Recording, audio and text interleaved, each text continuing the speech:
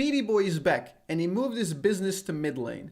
Okay, the revival of Speedy Boy Vel'Koz playstyle, but now we're doing it with Predator mid lane, and it actually works in high elo. So in this video, I'm going to take you step by step on why this works in theory and how you guys can make it also work for you. Welcome to the Predator Vel'Koz mid lane guide. By the way, before we begin, I want to thank all patrons on making me independent in doing what I want to do. And thank you all so much from the bottom of my heart. You're really keeping the channel alive. And I want to show you something that we've done. I have ordered some custom-made stickers that will be sent out. I've already sent them out to the highest top tier supporters, but from the next month I will be sending them out from any tier 25 and above. If you put in your address, I will send you some postcard from my city, all signed, and some custom-made limited edition stickers of Vel'Koz. So yeah, thank you everyone for supporting so far. You guys are just incredible. Anyway, let's get started on the Predator. This is one of the weirdest and most counterintuitive builds that you can imagine, but it actually works. I'm actually going to take you through my match history, and this isn't something that I played once on PB versus garbage players and then made it like boom, it's a works versus silvers. Okay, I've extensively done my research. My general win rate tends around 50% in current season because Vel'Koz is quite shit, and you really don't get to impact the game. So we were experimenting with different ways on impacting the game. So one of the best ways you can do it is early game. I've noticed most of my games are lost before I even join, because Vel'Koz generally spikes around mid game. That's 10 to 15 minutes, as does any other mage in the game. And this is why this is far superior to every other mage playstyle, because you actually create pressure, you create impact on the map before anyone else does. So generally you're getting a player on the map earlier. So let me quickly explain this match history. I counted the Predator games, and so far I believe we are 13-4 on Predator. You'll see some losses which are actually not Predator. This is where we started using it. This is the first game, and I did some testing with the runes, and I believe I've optimized the runes playstyle, backing, and items by now. So we got to 12-4. We lost 3 games fairly quickly. That's when I was using Dematerializer. I'm doing a different thing now. Then we got a bunch of wins. I'm not counting the Comet, not counting these losses. That's a very unfortunate one. Not a loss, not a loss. Also, these are aces, just pure coin flips. Kind of luck of the draw. But in general, 13-4, that's over 75% win rate on Predator Vel'Koz in Grandmaster on EU West, which is quite strong, I would say. You guys know that this new season revolves mostly around junglers and AD carry, so there's a nice way to explain you why this works, okay? Bot lane is a really good lane to roam. There's a level disparity between mid laners and bot laners. When you're 6, they're going to be roughly 4 to 5, so you got that advantage. On 6, you can do a nice rotation bot lane. You're getting your AD carry ahead, which has far more value than you, and when you leave, your jungler actually can absorb your CS in the mid lane, which makes jungler get CS instead of you. And CS on jungler is more valuable than on you. Okay, you see the pattern, like the mages and you suck. So you want to get someone else ahead, generally. So this is mostly like a supportive playstyle. But the thing is, it works with Vel'Koz because he has fairly good wave clear with 3 points in W. He can roam quickly. The map curvature on bot lane and top lane really helps you when you're going from mid lane, because you get a lot of nice angles where you can catch enemies running around. Itemization is pretty good because Vel'Koz doesn't require that much AP. That's one of the beautiful things about him. He doesn't really require a keystone nor a lot of AP because he scales off of levels nicely. So as long as you know the timings in which you can roam, you can get games with like 8.8 CS per minute or 9, and you will still do well. Like here, you see I'm very involved, 58 KP plus 8.2 minions. So this is a very proactive playstyle, extremely proactive. And later on I'm going to show you, as we always do with these, I'm going to show you some examples on how you do the early game. I believe I've really got it down to a fairly optimized point. Okay, first let's go over the runes and the items. Here I'm going to take you to the one Speedy Boy build, the Predator one, and this is the way we're running it now. So at first I was testing out the Dematerializer with Cosmic Insight, which didn't turn out to be great because Dematerializer doesn't quite synergize with Vel'Koz numbers, and some other champions might be good on Vel'Koz. If you go, I originally thought I can get 2 points in W with Dematerializer to help the clear, but it still wasn't very sufficient.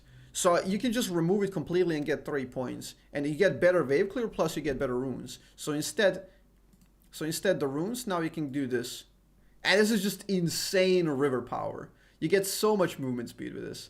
It's ridiculously good. Celerity synergized with Predator, obviously. all three of these, very, very situational, optional. You can just switch around like whatever you want here, honestly. All of these are very, very reasonable. I just think this one is pretty solid. Also, Ultimate Hunter to kind of compensate for the lack of damage. You can also take this one and it works with the Predator. It actually works with the Predator boots. It works with Zhonya's. It works with Everfrost, which we're going to be using, and I'll show you why. Basically, all of these are kind of optional, but I figured that this one is kind of good right now, and this is what I've been using most of the time. Okay, so I won't waste time on this. You kind of understand why we're running the specific set that we are running. Let's go to the items, and then we're going to talk about the specific in-game stuff. Okay, I think I've done it real quickly here. I didn't even name these, but it doesn't really matter. I'll explain to you everything that happens here. So Cosmic Speedy Boy, kind of cool name. It's a new iteration of Speedy Boy because it can utilize Cosmic Drive. So the general idea is first buy, you have to get Doran's 2 potions, okay? Fairly standard. Now first buy, you need to get boots, so you enable your movement speed Predator. The more you prolong buying boots, the less value your keystone has, so you need to buy this very early. So what I tend to do is I'm gonna get the 650 recall, which is exactly 25 minions if you don't miss any. Now you can get a little bit of leeway there, so you can go recall with 24 minions. You can miss 1 minion, and I'll show you that example in the game. It's actually quite fairly optimized. So that means on the first 4 waves you got to get all the minions. Now obviously I'm talking about pure optimization. It doesn't really matter if you stay 1 wave over or 1 wave less. Maybe 1 wave over is even better because you can get a pink ward, maybe get 2 pinks, so you can because you will have access to the different places to actually place them. And who knows how the map presence is going to work out. Every game is unique. Now on the next recall, now one slight caveat here is you might lack mana. So let's say you prolong your recall. This is actually a decent purchase. Usually I hate Sapphire Crystal, and this is because we're not running Mana Flow Band. Mana can be a bit of an issue, but you will recall a lot due to Predator, so you can access different targets from different angles. So you won't have huge issues with mana, especially if you know how to conserve it, and you can get better at that, definitely with the wave clear. Now, next one, Boots of Swiftness. Really good synergy with Celerity. They give you a lot of movement speed, deny a lot of slows for enemies, and they kind of get you in better positions. All Vel'Koz skill shots are directly tied to his positioning, all 4 of them, plus the Everfrost, which we're going to be running. So that means all stem from you. So the faster you can reposition, the better you can land your skill shot. You will get in better positions, you can maneuver, and you will get into checkmate scenarios where it's just absolutely free to land it. So Swifties are really good. Again, Vel'Koz doesn't require that much damage built in. Magic Pen not extremely efficient on him. So the next, you're going to get Lost Chapter, and then you want to buy Kindle Gem and Blasting Wand. Either way, you kind of swap these around. It's kind of relevant, depends on your situation. Then you combine Everfrost. And Magi's is a bit of a cookie style, but it's totally fine. I found that I didn't die a lot during games where I kind of pop off. Due to your movement speed, you're fairly safe, actually. Even though you're kind of trying to make plays, you're still staying at a reasonable range.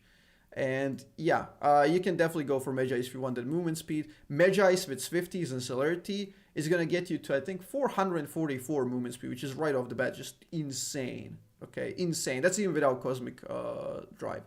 The next block is a bit of situational items. There's a lot of stuff you can get here. You will obviously be combining the build with this. For me, I found Banshees was the one I most frequently built, because then I would just get insanely safe. I could get into more aggressive positions, because this is the only one that allows me to play more aggressive. This is more damage, this is more speed, would kind of allow me to maneuver faster. Zhonya's, funnily enough, doesn't allow you to play super aggressive, because even if you use Zhonya's behind enemy lines, you're just going to die either way. So Banshees to absorb an initial spell is actually very, very valuable.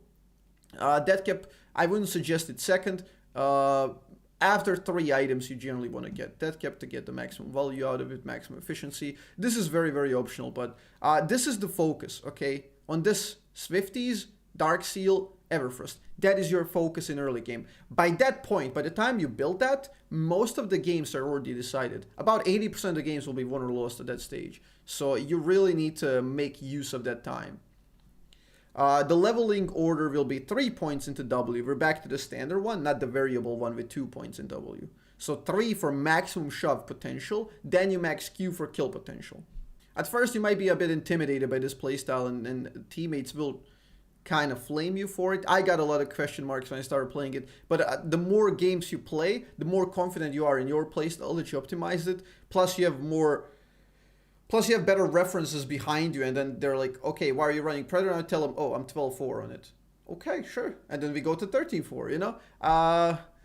So yeah, let's go in the game and I'll try to show some maneuvering. Okay, this is the game that I played, what, 2 days ago? I'm gonna cover this Azzapp so you guys can see the map. That is Azzapp from the past. Okay, we're gonna kind of mute him. This is the laning phase. This is the laning phase, and we're gonna get the playback speed to faster. And here you will see I get 25 out of 25 minions. It's versus Qiyana. Qiyana early game not insane presence. So what I do here is I just farm while zoning her out. And you can play even a bit more aggressive, which is something you don't do in Vel'Koz early game, because you are predicting you're gonna recall. You know you're gonna recall. You come into the lane with a plan to do an early recall. So I do basically the standard wave 2 shove in into a ward, and now we're pressuring this. We're just denying her CS. I think I'm already up, yeah, 6 minions. Decent. And this is the third wave. We want 4 waves, okay, remember? 4 waves here. I believe I get all the minions here. You can miss one. So 24 recall is good. 25 is perfect. And you'll see why. Like, it's just absolute efficiency. And Vel'Koz is pretty good at shoving at level 3 to 4. Because you have 4 abilities, technically. While other champs don't. So look at that shove. Shove, recall. What is my recall? 650. You can miss one. You can miss one minion. That's the leeway that you have to actually get this recall. If all else fails, just stay one more wave. Again, double W level 4 is pretty good. So now we have enabled our Predator. You can see that we have Predator and Dark Seal, which means we can roam plus stack the roaming. And the brilliant thing about it is, look at this. We didn't miss a single minion of experience because we did a nice shove. That's technically called a cheater recall. So now maybe enemies are going to be slow, especially in low elo, they'll be slow. So you can maybe even interrupt the recall right now on them, because they overstay to push back. Now, if you manage to interrupt their recall, it's brilliant. You got him in a great position. Next wave, you just shove their down a recall, and they can't really follow up a roam. So you just go for a roam immediately. Because you can. That's what we enabled. Now, my map is not looking that great. My bot lane is shoved in. We don't have really sufficient vision. And my top laners are kind of diving, so we're just going to shove in so Qiyana has to choose between getting this wave. Qiyana has to choose between this. We do a top lane roam here, which I believe fails. I think this fails because Nunu just miscalculates his stuff. And it horribly fails. It absolutely horribly fails. And you would think like, oh, Predator Vel'Koz failed first roam. It's impossible to win now. I actually end up 15-3 in this game. And I kind of hard carry. Qiyana makes a mistake here and engage. Which means we get her at the end of the day. Look at that speed. Like, I popped the Predator, and we're just running around them. Like, absolutely insane. That was kind of like a greedy move. I didn't expect Leona from bot lane there, to be fair. That was a really weird roam that caught me off guard. And we got 2 assists, 2 Dark Seal stacks for recall. We can get Swifties. And because bot lane roamed or support, we get 2v1 bot lane. So this is kind of phenomenal. And look at what happens with the waves. This is the classic wave management that you do. And this is why we shoved the wave earlier. If you shove a cannon wave, it's going to linger under turret. And if enemies follow you as roaming, even though that top lane roam failed, Qiyana followed me, which means the wave bounced. And now I get these two waves with a cannon while she missed quite a lot. And if this can't presses tab, I'll show you. Bot lane even fails. Bot lane even fails that dive. Even though it was 2v1, they kind of overextend. It doesn't really matter. They can literally just deny them 2v1, get more minions. So you're winning across the board. I'm level 5, and I will catch 2 free waves right now. And I'm 10 minions ahead. So look at Qiyana, how horrible she is in this situation. Like, this is just insane. And this works even better versus mages, because mages don't do anything. Okay, for the first 10 levels, mages are dead useless. So you can just out-roam them insanely. And this is crazy for solo queue. Absolutely crazy. So now, you obviously, if it's a thick wave like that, you want to soften it, you want to kill it. You're just trying to absorb, whatever. Here's again another use of Predator. Even though I'm clearing the wave, I'm kind of keeping tabs on what's happening. And here, I notice this situation. You know she's going to stay for the pink. She thinks she's safe. She's a tank. I immediately know that we have a potential kill. So I spam ping immediately, and the Predator helps me close the gap, especially when I enter the river. Look at this, 530 movement speed. We enter the river, 550. And because of the level disparity, mid lane to bot lane, I'm level 6 to level 3. She also got punished because of that situation. So this is just 100 to 0. Yeah, like, you don't have to worry about wasting your ult outside of your lane, because killing your solo laner is not even a thing. Like, you can kill him if he plays like shit, which they will often, like, make mistakes to try and make you stay. But generally, that's not the job here. Manage waves, leave. You're gonna do way more than them, trust me. This is the mana issue that I talked about, so it's gonna require a lot of recalls. But it's always worth it though, because you always get stuff. And these recalls also aren't that horrible, because what recalls do is there's this thing called offset, which I talk about when I'm coaching very often. Even if you recall like this, she might be inclined to actually match my recall now, so she can match the gold that I have, which creates an offset between recalls. Now, even though we absorb the equal things, I shove, recall, she shoves, she recalls. I recalled one wave earlier, pretty much. So that means I have 30 seconds to operate while she's gone. And that allows me to do that setup that we actually did level 4, where I just shove and roam. And now, I think she roams here, so it's kind of obvious. I ping it to top side. And now she's one recall down, so the pressure is on her. If I shove, she has to respond. I can also use that to roam. Predator cooldown is fairly low. You see, in 8 seconds, I'm already like planning ahead. Let's go make a roam. I don't know if this works at all. I can't remember. Yeah, we got Nunu coming in. I'm coming in. If you're a bot laner, there's nothing more tilting than having a 4v2. Even though they trade one, which is a fairly good play by them here. And they killed our top laner earlier. So it's technically a good play. Like, equal presence on the map, equal trades, essentially. This is extremely tilting for their bot lane. And people, it's so solo queue just... The only currency solo queue knows is tilt and mentality. Nothing else matters. Like, gold doesn't matter pretty much. Because people just, you win and lose games on tilt, basically. So yeah, this is phenomenal. We're just adding that chaos and ruining their bot lane as much as you can. That gives us dragon presence. Dragons add a little bit of more pressure on them, so they need time. Here I'm kind of planning this. This here's a weird interaction. Look at that snowball, and it actually hits. And I didn't expect it, and that's why I missed my combo. I didn't expect that snowball would hit, and I think she gets executed here, if I remember correctly. Okay, here's also bullshit. Look at the auto attack. I auto attack her, and the true damage expires at the very auto attack, so she doesn't die. And then she gets execution. What else? Is there anything else of value here? You generally understand the playstyle though. Look, my bot lane died. 2 of them died. 2 of my bot laners died. Kiana is mid lane. I roam. Like, you don't care. You're faster.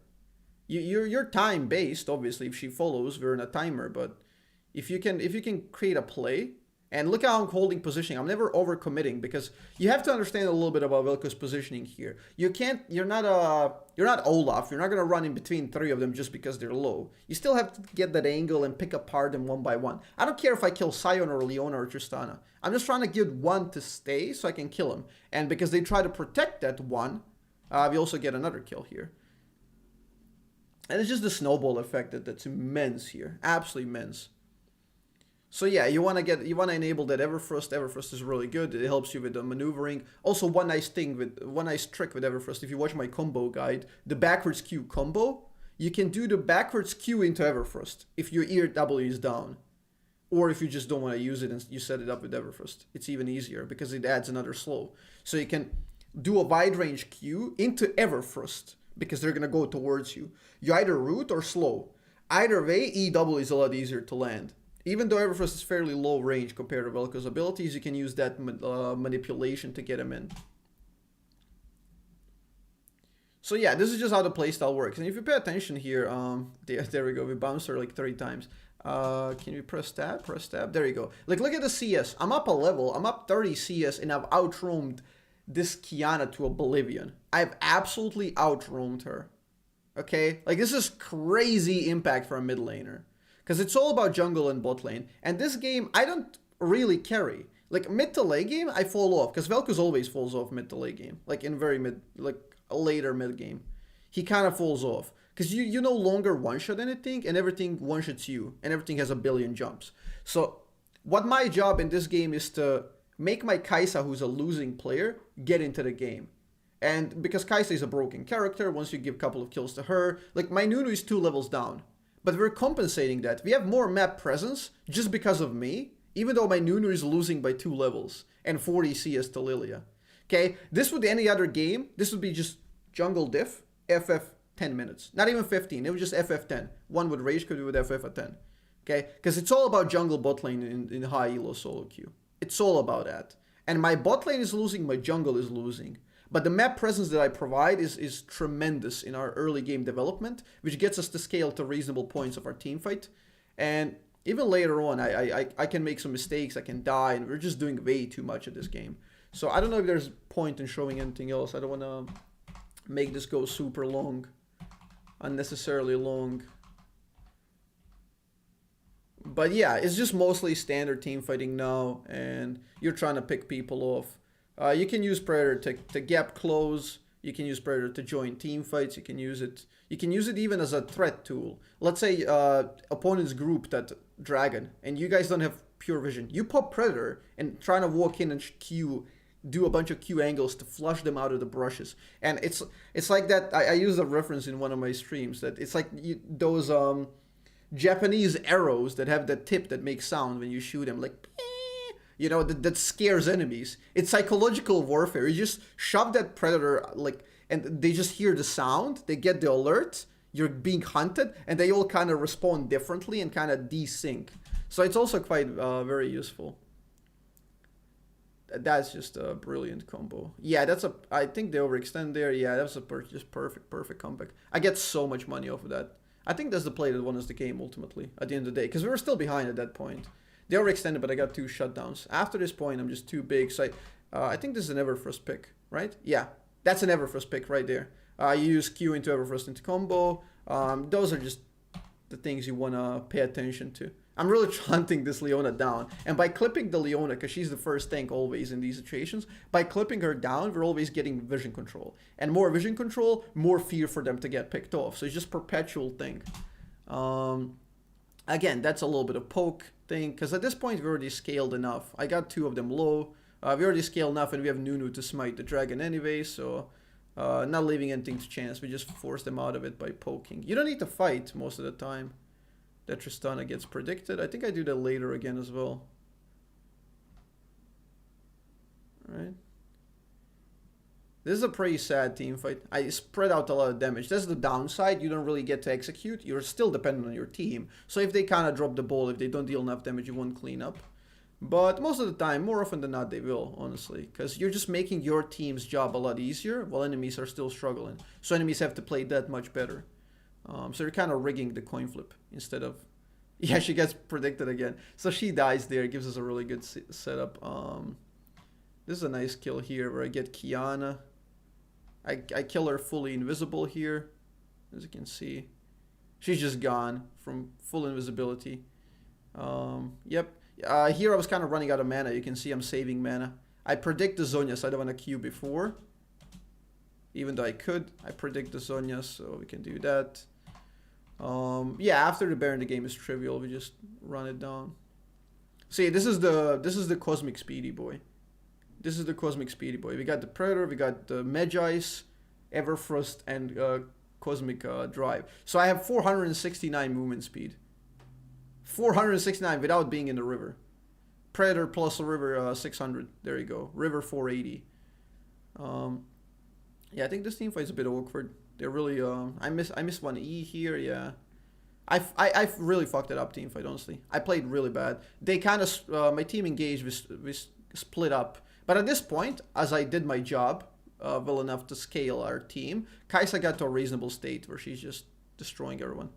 So yeah, we had a really awkward engage there. But look at Kai'Sa. Remember when Kai'Sa was like 0-2 down in CS? She's 7-4-8. And now it's just Kai'Sa game. That's it. Like, she just clicks on him. Yeah, I think you get the gist of it. I also run this every game, pretty much every game on stream. You can watch it. There's a bunch of other videos I've uploaded with Predator Vel'Koz, so I'll make this into a video. And yeah, I hope you enjoyed. I hope you learned something new. You can run even this, like Predator Vel'Koz. Hell yeah, baby. Who would have thought, right? Again, I want to shout out to Sauron Squid Main, who also kind of talked to me about this idea. I think he watched some Chinese meta, where people were trying to run this on a Nivea or something. just to create a little bit of early game presence. Anivia is also a champion with high base damage, so I noticed the parallel and we kind of discussed it and figured out. So I did a bunch of testing and tried to optimize the build recalls and runes. So yeah, I'm fairly happy with what we got. And yeah, Speedy Boy is back. Predator Vel'Koz. Spread the word, chat. Yeah, hope you enjoyed it. I love you all and peace. See you in the next one.